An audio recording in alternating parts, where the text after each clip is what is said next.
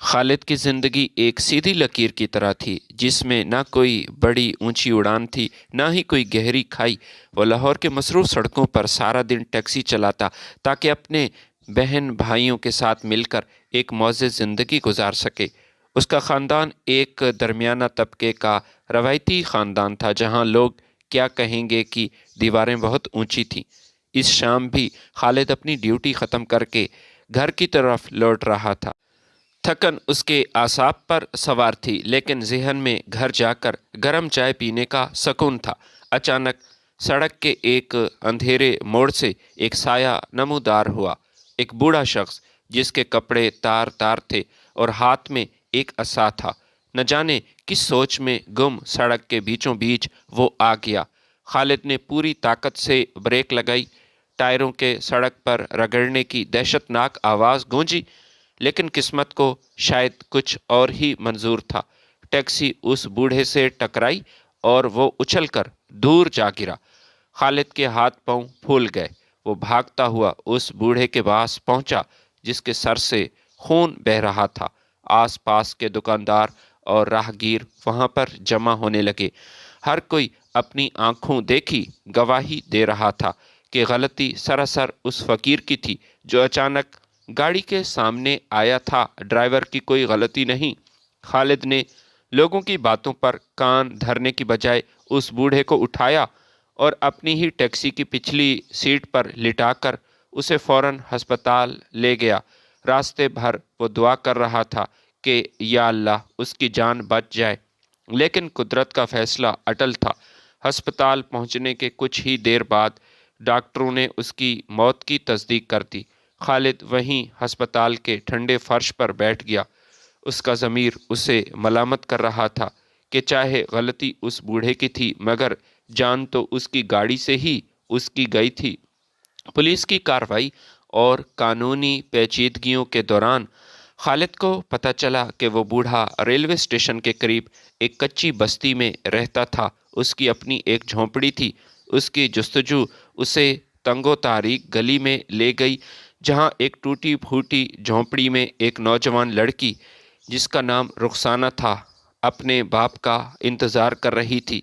जब खालिद ने उसे बाप की मौत की खबर सुनाई, तो रुखसाना की हालत ख़राब होने लगी। रुखसाना पर तो जैसे क़यामत टूट पड़ी थी। वो लड़की, जो सारा दिन मोहल्ले में चूड़ियों का टोकरा सर पर रखकर चूड़ियाँ ले लो की सदाएं लगाती थी, अब बिल्कुल अकेली हो चुकी थी।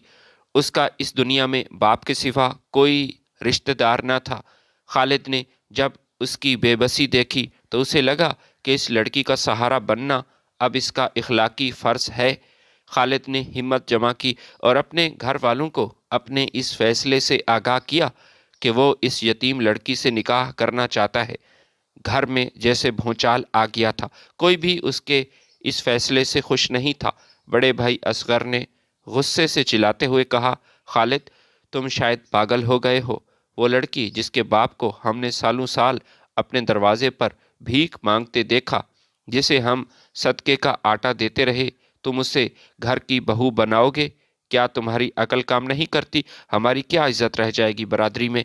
साजिद ने भी जहर उगलते हुए कहा, अगर तुमने उस भिखारन को इस घर में कदम रखने दिया, तो याद रखना, हमसे तुम्हारा कोई रिश्ता, कोई ताल्लुक नहीं रहेगा।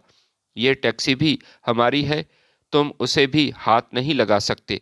खालिद को एक तरफ अपना खून नज़र आ रहा था और दूसरी तरफ एक यतीम लड़की की बर्बाद होती जिंदगी। उसने रुखसाना की आंखों में वो खौफ देखा था, जो एक अकेली औरत को इस जालिम मुआशरे में देखकर होता है। उसने अटल फैसला कर लिया। उसने अपने भाइयों से कहा, रिश्तेदारी, मालो दौलत इंसान से छीन सकते हैं, लेकिन मेरा ज़मीर मुझसे कोई नहीं छीन सकता। ये मेरा है और आखिरी फैसला वो भी मेरा अपना होगा, जो कि मैं सोच समझ कर करूँगा। खालिद ने एक सादा सी तकरीब में रुखसाना से निकाह किया और उसे अपनी दुल्हन बनाया, लेकिन इसकी कीमत उसे बहुत भारी चुकानी पड़ी। उसके भाइयों ने उसे उसी वक्त घर से निकाल दिया, उसके कपड़े बाहर फेंक दिए और टैक्सी की चाबियां वो भी उससे छीन लीं। खालिद, जो कल तक इस घर का मालिक اور بھائیوں کا لاڈلا تھا، آج اپنی دلہن کا ہاتھ تھامے سڑک پر کھڑا تھا، اس حال میں کہ اس کی جیب میں چند 100 روپے تھے۔ اس نے شہر کے ایک دور افتادہ علاقے میں ایک چھوٹا سا بوسیدہ کمرہ کرائے پر لیا اور ایک نئی زندگی کی شروعات کی، جہاں صرف وہ تھا، رخسانہ تھی، اور اس کا غیر متزلزل یقین تھا۔ خالد اور رخسانہ کی نئی زندگی کا آغاز ایک ایسے امتحان سے ہوا جہاں محبت تو تھی، ایک دوسرے کا خیال بھی تھا، مگر وسائل کی شدید کمی تھی۔ وہ چھوٹا سا کمرہ جس کی چھت برسات میں ٹپکتی تھی، دیواروں سے پلستر جھڑتا تھا، اب ان کا کل اثاثہ تھا۔ خالد، جس نے برسوں ٹیکسی کی آرام دہ نشست پر بیٹھ کر شہر کی مسافتیں طے کی تھیں، اب صبح سویرے وہ منڈی جاتا تاکہ مزدوری کر سکے۔ کبھی وہ سیمنٹ کی بوریاں اٹھاتا، کبھی اینٹیں ڈھوتا، اور کبھی کسی دکان پر بوجھ لادنے کا وہ کام کرتا تھا۔ شام کو جب وہ تھکا ہارا گھر واپس لوٹتا تو اس کے ہاتھ پشیمانی اور مشقت سے پھٹے ہوتے تھے، مگر رخسانہ کے چہرے کی مسکراہٹ اور اس کی ہاتھ کی بنی سادہ سی روٹی اس کی تمام تھکن مٹا دیتی تھی۔ رخسانہ اکثر خاموشی سے خالد کے پیروں کو دباتی اور اس کی آنکھوں میں آنسو آ جاتے۔ وہ ہمیشہ کہتی تھی، خالد، میری وجہ سے آپ اس حال میں پہنچ گئے ہیں۔ کہاں آپ اپنی گاڑی کے مالک تھے اور کہاں آج یہ مشقت آپ کو کرنی پڑی۔ مصیبتوں کی جڑ میں ہی ہوں۔ آپ کے بھائیوں نے آپ سے آپ کا حق چھین لیا میری وجہ سے۔ مجھے اس بات کا دکھ عمر بھر رہے گا۔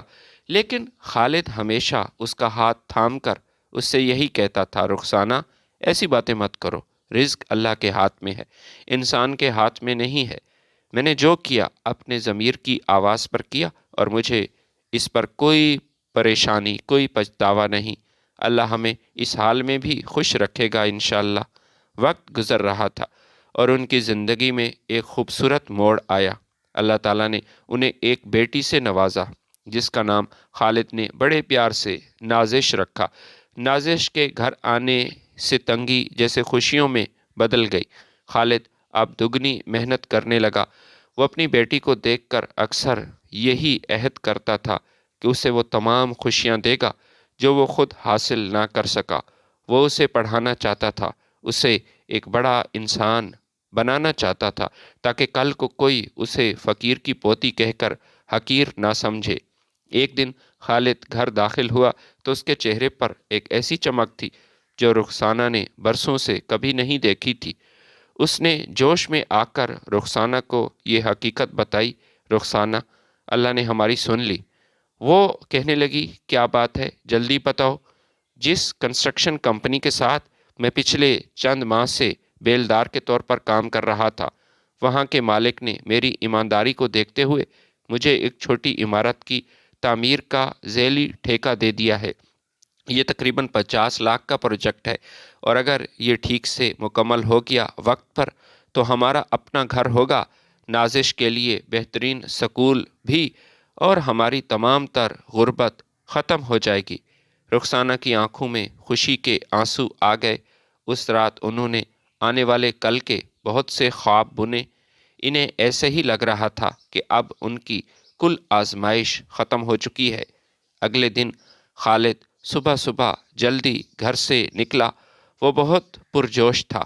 وہ اپنی بیٹی کے لیے پہلے سے زیادہ محنت کر رہا تھا۔ تعمیراتی سائٹ پر مستری اور مزدور اس کے احکامات کا انتظار کر رہے تھے۔ خالد کام کی نگرانی کے لیے تیسری منزل پر گیا، جہاں بھی لینٹر ڈالنے کے لیے تیاری ہو رہی تھی۔ وہ مزدوروں کو ہدایات دے رہا تھا کہ اچانک اس کا پاؤں ایک گیلی جگہ سے پھسلا۔ وہاں کوئی حفاظتی باڑ تک نہیں تھی اور خالد بھی اپنے آپ کو سنبھال نہ پایا۔ ایک زوردار چیخ گونجی اور خالد توازن کھو کر سیدھا نیچے جا گرا۔ بدقسمتی سے جہاں وہ گرا تھا وہاں زمین پر لوہے کا نوکیلا راڈ پڑا ہوا تھا جو لنٹر کے لیے استعمال ہونے تھے۔ ایک موٹا راڈ خالد کے جسم کے آر پار ہو گیا۔ مزدوروں میں کوہرام مچ گیا۔ کسی نے سوچا بھی نہیں تھا کہ اس پروجیکٹ کے شروع میں اتنا بڑا حادثہ ہوگا۔ خالد کو فوری طور پر ہسپتال لے جایا گیا، لیکن اس کے جسم سے اتنا خون بہہ چکا تھا کہ ڈاکٹروں کی تمام کوششیں رائیگاں ہوئی۔ وہ شخص جو اپنی بیٹی کے لیے سنہرے خواب لے کر گھر سے نکلا تھا، جو محنت کر رہا تھا، اب ایک سفید چادر میں لپٹا ہوا تھا۔ جب خالد کی میت اس کے چھوٹے سے کرائے کے گھر پہنچی تو رخسانہ کی دنیا جیسے اجڑ چکی تھی۔ نازش جو صرف 10 مہینے کی تھی، اپنی ماں کی گود میں بیٹھی نہ سمجھی سے ان لوگوں کو دیکھ رہی تھی جو اس کے لیے اجنبی تھے، جو اس کے باپ کے بے جان جسم کو صحن میں رکھ رہے تھے۔ رخسانہ کے پاس اب نہ ٹھیکہ تھا، نہ مستقبل، نہ ہی وہ سہارا جس کی خاطر اس نے اپنی پوری دنیا سے لڑائی مول لی تھی۔ وہ دن رخسانہ کی زندگی کا طویل ترین اور تاریک ترین دن تھا۔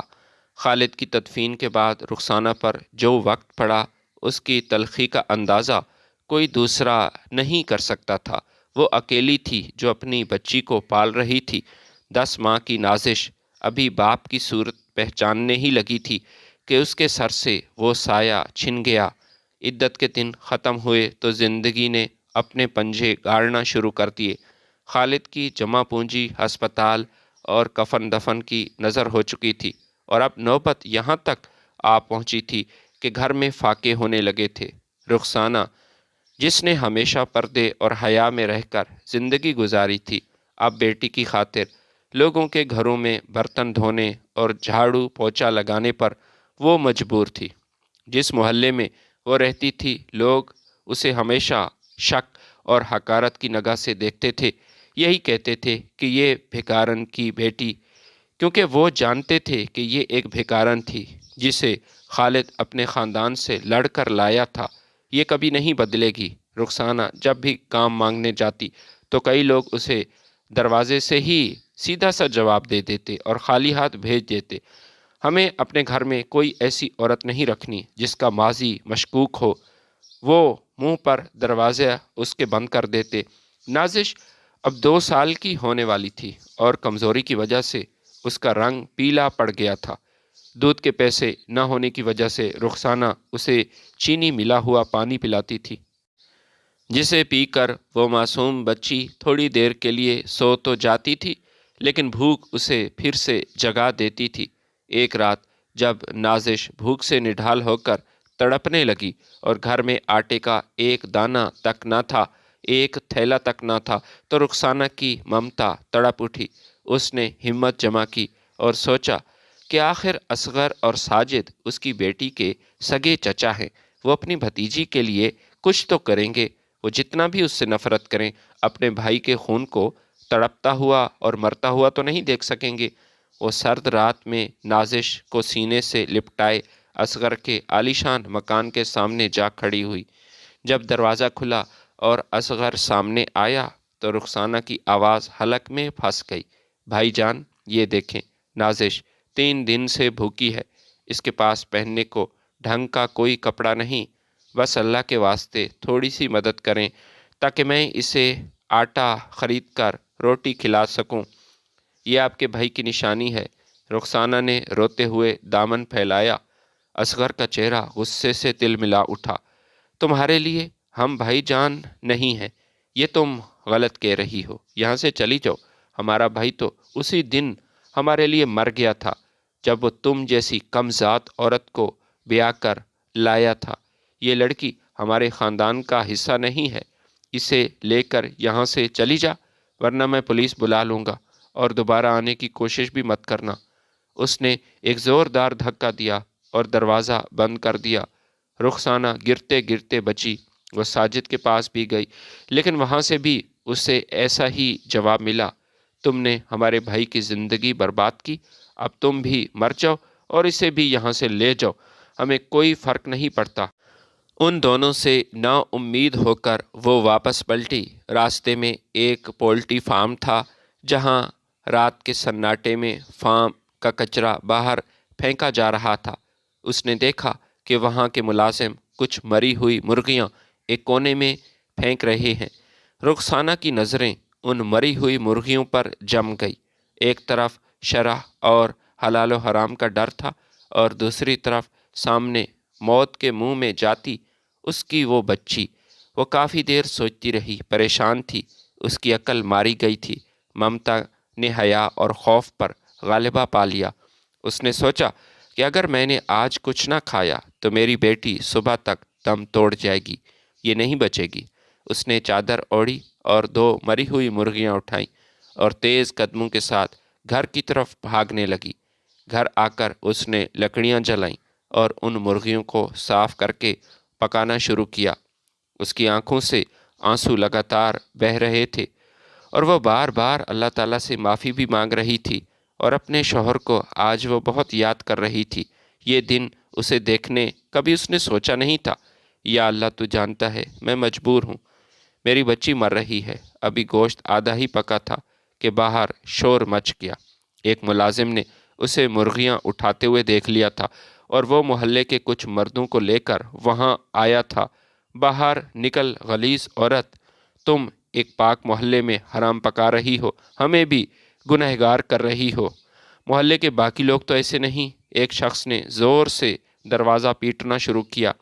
پورا محلہ وہاں جمع ہو چکا تھا۔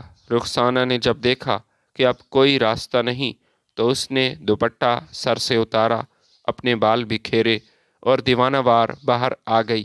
اس کی آنکھوں میں وحشت تھی اور لہجے میں وہ ہمت جو صرف ایک ہاری ہوئی عورت میں ہی آ سکتی ہے۔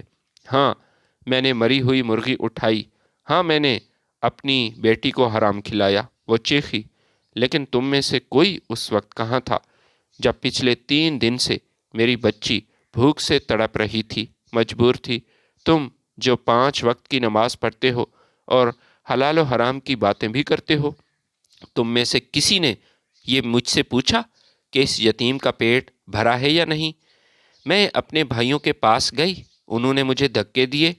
میں تمہارے گھروں میں کام مانگنے کے لیے بھی آئی تھی، تم لوگوں نے مجھ پر شک کیا اور اپنے گھروں کے دروازے میرے لیے بند کر دیے۔ اب جب میں اپنی بچی کو موت سے بچانے کے لیے حرام کھانے پر مجبور ہوئی تو تم سب اپنی پاکیزگی کی فکر ستانے لگی۔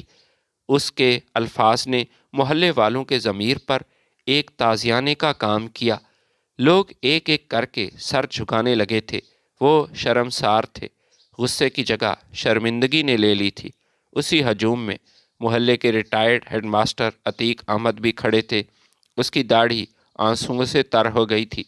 وہ آگے بڑھا، رخسانہ کے سر پر شفقت سے ہاتھ رکھا اور بلند آواز میں کہا، بیٹی، ہو سکے تو مجھے معاف کر دینا، میں بھی انہی گنہگاروں میں شامل ہوں۔ مجھے معاف کر، ہم سب گنہگار ہیں کہ ہمارے ہوتے ہوئے تجھے یہ دن دیکھنا پڑا۔ آج سے تو میری بیٹی ہے اور یہ بچی میری پوتی۔ ماسٹر صاحب نے اسی وقت اعلان کیا کہ اب رخسانہ اور نازش ان کے گھر رہیں گی اور ان کی کفالت کی ذمہ داری مجھ پر ہی ہوگی۔ وہ ہجوم جو رخسانہ کو نکالنے آیا تھا اب شرم سے آنکھیں چرانے لگا تھا۔ ماسٹر عتیق احمد کی حویلی کے دروازے جب رخسانہ اور نازش کے لیے کھلے تو یہ صرف ایک گھر کی تبدیلی نہیں تھی، بلکہ ایک نئی زندگی کی شروعات تھی۔ ماسٹر صاحب جو اپنی دیانتداری اور علم دوستی کی وجہ سے پورے علاقے میں مشہور تھے، معتبر مانے جاتے تھے، لوگ اس کی بہت عزت بھی کرتے تھے، انہوں نے رخسانہ کو اپنی سگی چھوٹی بہن کا درجہ دیا تھا۔ اس کی اہلیہ نے بھی کھلے دل سے اس یتیم بچی اور بیوہ ماں کو اپنایا۔ نازش جو اب تک بھوک اور خوف کی تصویر بنی ہوئی تھی، اب ایک پرسکون ماحول میں وہ سانس لینے لگی۔ نازش کے بچپن کے ابتدائی سال ماسٹر صاحب کی لائبریری میں گزرے، جہاں دوسرے بچے کھلونے سے کھیلتے، ایک دوسرے میں شغل میں رہتے۔ نازش وہاں کتابیں پڑھتی اور ماسٹر صاحب نے ان کی ذہانت کو پہلے سے ہی بھانپ لیا تھا۔ جب وہ 5 سال کی ہوئی تو انہوں نے اسے شہر کے ایک بہترین سکول میں ایڈمیشن دلوایا۔ رخسانہ اگرچہ اب ایک باعزت گھرانے کا حصہ تھی، لیکن اس نے محنت کا دامن نہیں چھوڑا تھا۔ وہ ماسٹر صاحب کے گھر کے اندرونی معاملات سنبھالتی تھی، سلائی کڑھائی کر کے اپنی بیٹی کی تعلیم کے اخراجات میں وہ حصہ ڈالتی تھی۔ وہ اکثر نازش کو اپنے پاس بٹھاتی اور اسے خالد کی قربانیوں کی داستان سناتی۔ وہ اسے بتاتی تھی کہ اس کا باپ کتنا عظیم انسان تھا جس نے اس کی مدد کی اور اسے اپنایا۔ وہ یہ اپنی بیٹی سے ہمیشہ یہی کہتی کہ بیٹی، تمہارا باپ ایک ایسا انسان تھا جس نے اپنی انا اور خاندان کی دولت کو ٹھکرا کر سچائی کا ساتھ دیا، تمہیں پڑھا لکھا کر وہ ایک مقام دلانا چاہتا تھا۔ نازش نے اپنی ماں کے آنسوں اور ماسٹر صاحب کی شفقت کو اپنی طاقت بنا لیا۔ سکول میں وہ ہمیشہ نمایاں پوزیشن ہی حاصل کرتی رہی۔ اس کی ذہانت کا یہ عالم تھا کہ استاد اس کی مثالیں دیتے تھے، لیکن اس سفر میں کانٹے بھی کم نہ تھے۔ محلے کے وہی لوگ جو کبھی رخسانہ کو حقارت سے دیکھتے تھے، اب بھی کبھی کبھار زہریلے جملے کستے، اور ان جملوں سے وہ باز نہیں آتے تھے۔ اسکول کی کسی تقریب میں جب نازش اسٹیج پر انعام لینے چاہتی تو پیچھے بیٹھی کچھ عورتیں آپس میں یہی سرگوشیاں کرتی، دیکھو یہ وہ فقیر کی پوتی ہے جس کی ماں مری ہوئی مرغی اٹھا کر لائی تھی، اب دیکھو کیسے یہ صاحبزادی بنی پھرتی ہے۔ نازش یہ سب سنتی تھی، اس کا دل کٹتا تھا، لیکن وہ پلٹ کر کسی کو جواب نہیں دیتی تھی۔ جواب دینے کی بجائے اپنی کتابوں میں وہ سر جھکا لیتی تھی۔ اس کا مقصد کچھ اور تھا۔ اس کی خاموشی دراصل اس کے اندر پلنے والے ایک طوفان کا پیش خیمہ تھی جو اسے منزل تک لے جانا چاہتا تھا۔ ایف ایس سی کے سال نازش نے دن رات ایک کر دیا۔ وہ رات کے 3 بجے تک لیمپ کی روشنی میں پڑھتی رہتی۔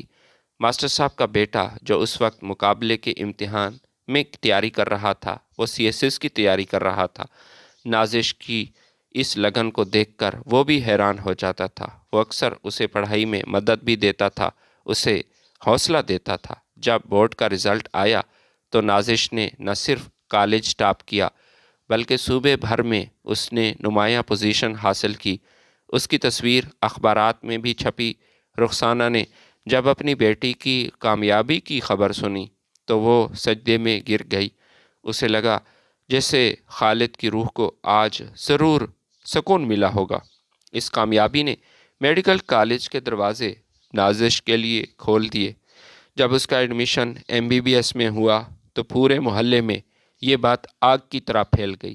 لوگ اس کی کامیابی پر حیران تھے۔ کچھ ایسے لوگ بھی تھے جو حسد سے جل رہے تھے، لیکن لوگوں کی اکثریت ایسی تھی جو شرمسار تھے اپنی باتوں پر، وہ جو اس کی ماں اور بیٹی دونوں پر کرتے۔ اصغر اور ساجد اب بوڑھے ہونے لگے تھے، جن کے اپنے بیٹے آوارہ گردی نشے کی لت میں خاندان کا نام بدنام کر رہے تھے۔ جب انہوں نے سنا کہ ان کے مرحوم بھائی کی بیٹی اب ڈاکٹر نازش بننے جا رہی ہے تو ان کے سینوں پر سانپ لوٹنے لگا۔ حسد اور شرمندگی کا ایک عجیب ان کے چہرے پر ایک عیاں تھا۔ محلے کے وہ لوگ جو کل تک رخسانہ کو گھر سے نکالنے کے لیے جمع ہوئے تھے، یہی کہہ رہے تھے کہ یہ ایک غلیظ عورت ہے، یہ محلے میں نہیں رہنی چاہیے۔ آپ ماسٹر صاحب کے گھر مٹھائیاں لے کر آنے لگے تاکہ مستقبل کی ڈاکٹر سے اپنے تعلقات استوار کر سکیں، لیکن رخسانہ نے کسی کو بھی اندر آنے کی اجازت نہ دی۔ اس نے اپنے دروازے ان لوگوں کے لیے بند کر دیے جنہوں نے اس کڑے وقت میں اسے پتھر مارے تھے، اسے بدنام کیا تھا، ذلیل کیا تھا۔ میڈیکل کالج کے 5 سال نازش کے لیے ایک مسلسل جد و جہد سے کم نہ تھے۔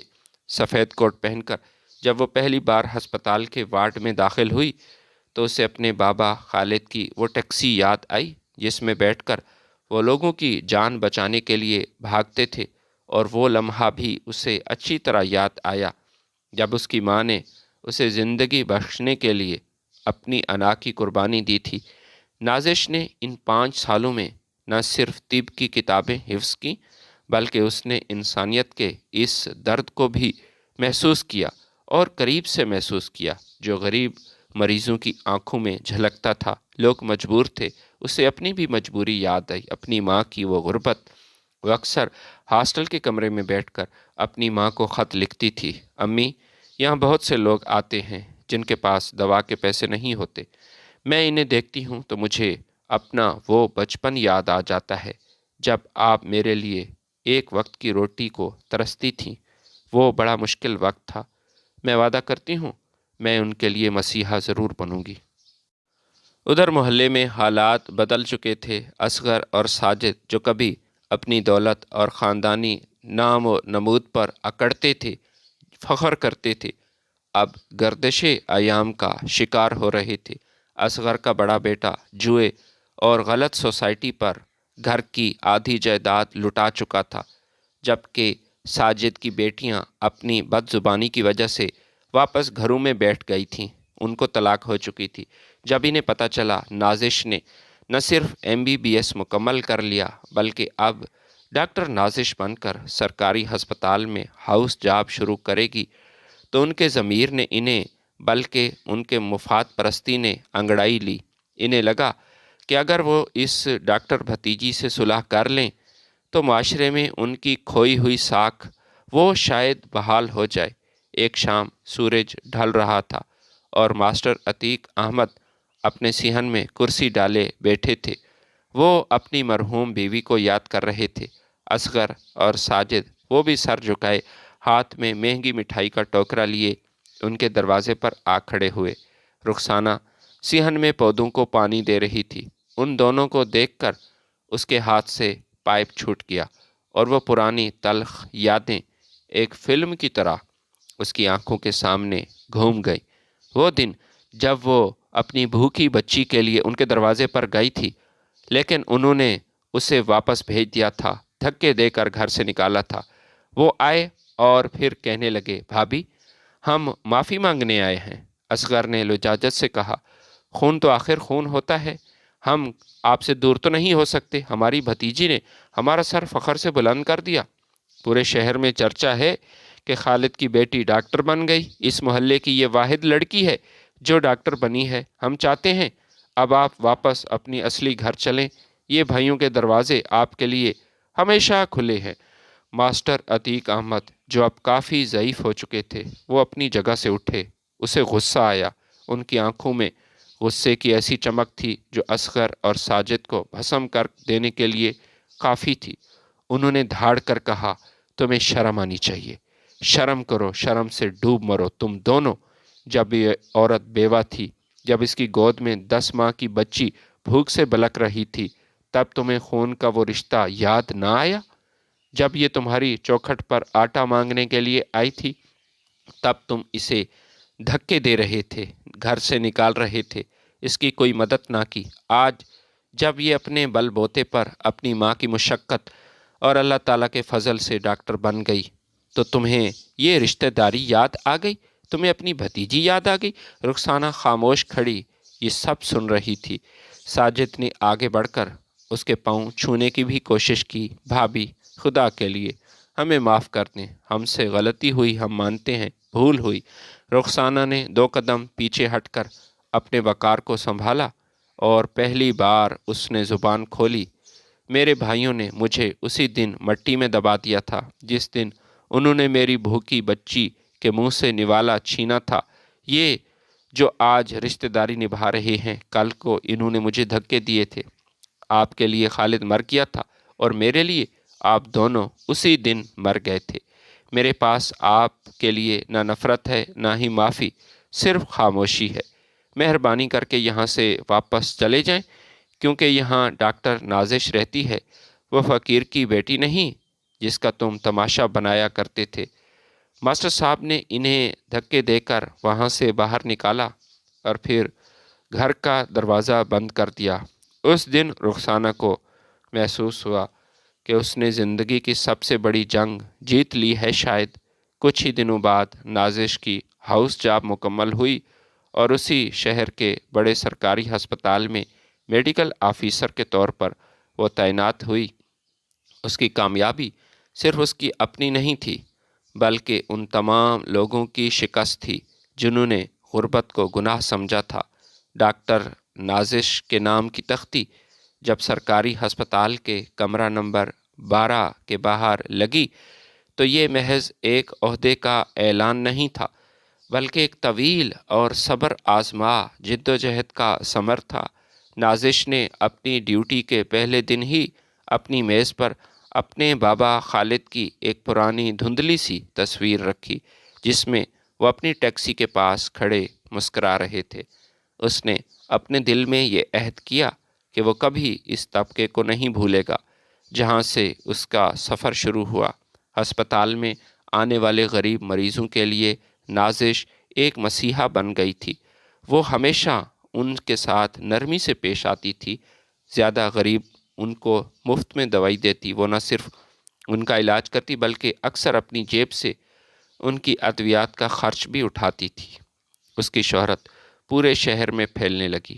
لوگ اسے غریبوں کی ڈاکٹر کے نام سے پکارتے۔ کچھ ہی عرصے بعد نازش نے ماسٹر عتیق صاحب کے گھر کے قریب ایک چھوٹا سا کلینک کھول دیا۔ یہ کلینک خاص طور پر ان لوگوں کے لیے بنایا گیا تھا جو بھاری فیسیں ادا نہیں کر سکتے، جن کے گھر میں 2 وقت کی روٹی مشکل سے تیار ہوتی ہے۔ شام کے وقت جب وہ وہاں بیٹھتی تو مریضوں کی ایک لمبی قطار لگ جاتی تھی، لیکن وہ کبھی بور نہیں ہوئی تھی۔ دلچسپ بات یہ تھی، وہی محلے دار جو کبھی رخسانہ کو دیکھ کر راستہ بدل لیتے تھے، اب فخر سے کہتے پھرتے تھے، یہ ہمارے محلے کی بیٹی ہے، ہماری ڈاکٹر ہے۔ انسانی فطرت بھی عجیب ہے، وہ ہمیشہ چڑھتے سورج کی پوجا کرتی ہے۔ رخسانہ اب سفید بالوں اور پروقار چہرے کے ساتھ اپنی بیٹی کے پاس بیٹھتی اور آنے والے مریضوں کو بھی وہ تسلی دیتی۔ اسے دیکھ کر اب کسی کی آنکھوں میں حقارت نہیں بلکہ صرف اور صرف احترام کی جھلک ہوتی تھی۔ اسی دوران ماسٹر عتیق احمد کے بیٹے جب ایک ایماندار اور نڈر پولیس آفیسر بن چکا تھا، ان کا رشتہ نازش کے لیے پیش کیا گیا۔ ماسٹر صاحب نے ایک دن رخسانہ کو پاس بٹھایا اور بڑی ہی شفقت سے کہا کہ بہن، میں نے نازش کو ہمیشہ اپنی بیٹی سمجھا ہے، اب میں چاہتا ہوں کہ یہ رشتہ ہمیشہ ایک مضبوط بندھن میں بدل جائے۔ میرا بیٹا نازش کی قدر کرنا اچھی طرح جانتا ہے، اگر تمہاری اجازت ہو تو ہم اس مبارک کام کو سر انجام دے دیں۔ رخسانہ کی آنکھوں میں خوشی کے آنسو آ گئے۔ یہ وہی ماسٹر تھے جس نے رخسانہ کو بہن بنایا اور آسرا دیا۔ اسے لگا جیسے قدرت اس پر مہربانیوں کی بارش کر رہی ہے۔ شادی کی تقریب انتہائی سادہ مگر پروقار تھی۔ اس میں نہ کوئی جہیز کی نمائش تھی، نہ ہی فضول خرچی، بس دعاؤں کا ایک حصار تھا جس میں نازش اپنے نئے گھر کی طرف رخصت ہوئی۔ دوسری طرف خالد کے بھائی اصغر اور ساجد کا حال وہ بھی عبرت ناک ہو چکا تھا۔ اصغر کے بیٹوں نے جائیداد کے بٹوارے پر اپنے باپ کو گھر سے نکال دیا تھا اور اب وہ ایک کرائے کے چھوٹے سے کمرے میں بیماری کی حالت میں اپنے زندگی کے آخری دن گزار رہے تھے۔ ساجد کا کاروبار وہ بھی تباہ و برباد ہو چکا تھا، ٹھپ ہو چکا تھا اور وہ قرضوں میں ڈوبا ہوا تھا۔ ایک دن اصغر کی طبیعت زیادہ بگڑی تو اسے سرکاری ہسپتال لایا گیا۔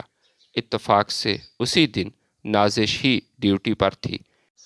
جب اس نے اپنے اس چچا کو دیکھا جس نے کبھی اسے اور اس کی ماں کو دھکے دیے تھے تو اس کی آنکھوں میں ایک لمحے کے لیے پرانی یادیں لہرائیں۔ وہ یادوں میں کھو گئی، لیکن اس نے اپنے پیشہ ورانہ اخلاق کو ہاتھ سے کبھی نہ جانے دیا۔ ہمیشہ صبر کا مظاہرہ کیا اور اپنے مریض کی خدمت کرنا یہ اس کی اولین ترجیح تھی۔ اس نے بہترین طریقے سے ان کا علاج کیا اور تمام اخراجات خود برداشت کیے۔ اصغر جب ہوش میں آیا اور اسے پتہ چلا کہ اسے بچانے والی وہی بھتیجی ہے جسے اس نے مرنے کے لیے چھوڑ دیا تھا، جو 3 دن کی بھوکی تھی لیکن پھر بھی اسے کھانے کو کچھ نہ ملا، تو وہ پھوٹ پھوٹ کر رونے لگا۔ اس نے نازش کا ہاتھ پکڑا اور معافی مانگی، مگر نازش نے صرف اتنا کہا، چچا جان، معافی اللہ تعالیٰ سے مانگیں، میں نے تو صرف اپنا فرض نبھایا ہے، آپ پر کوئی احسان نہیں کیا۔ ایک سہانی شام رخسانہ اور نازش اپنے گھر کے لان میں بیٹھی تھی۔ دور سے مسجد سے اذان کی آواز آ رہی تھی۔ رخسانہ نے نازش کا ہاتھ تھام کر آسمان کی طرف دیکھا اور پھر کہا، بیٹی، آج مجھے تمہارے باپ کی وہ بات یاد آ رہی تھی، میں نے جو کیا وہ ٹھیک کیا۔ واقعی سچائی اثار کا راستہ کٹھن ضرور ہوتا ہے، لیکن اس کا انجام بہت ہی خوبصورت ہوتا ہے۔ دیکھو، آج وہ لوگ جو ہمیں حقیر سمجھتے تھے تمہارے سامنے جھکتے ہیں، اللہ نے ثابت کر دیا کہ عزت اور ذلت صرف اور صرف اللہ تعالیٰ کے ہاتھ میں ہے۔ نازش نے اپنی ماں کے کاندھے پر سر رکھا اور پھر مسکرایا۔ اس نے سیکھ لیا تھا، دنیا گول ہے، جو بویا جاتا ہے وہی کاٹنا پڑتا ہے۔ حالات بدلتے دیر نہیں لگتی، اس لیے کبھی کسی کو کم تر نہیں سمجھنا چاہیے اور ہمیشہ انسانیت کی خدمت کو مقدم رکھنا چاہیے۔ رخسانہ کی جھونپڑی سے شروع ہونے والا یہ سفر اب ایک روشن محل تک پہنچ چکا تھا، جہاں صرف خوشیاں اور دوسروں کے لیے آسانیاں ہی آسانیاں تھیں۔ اللہ تعالیٰ نے خالد کی قربانی کو قبول کیا تھا اور رخسانہ کے صبر کو وہ عزت دی تھی جس کی مثال برسوں تک اس محلے میں دی جاتی ہے۔ ویڈیو پسند ہے تو لائک اور شیئر ضرور کیجیے گا۔ ملتے ہیں آپ کی خدمت میں نئی ویڈیو کے ساتھ، تب تک کے لیے اجازت دیجیے۔ اللہ حافظ۔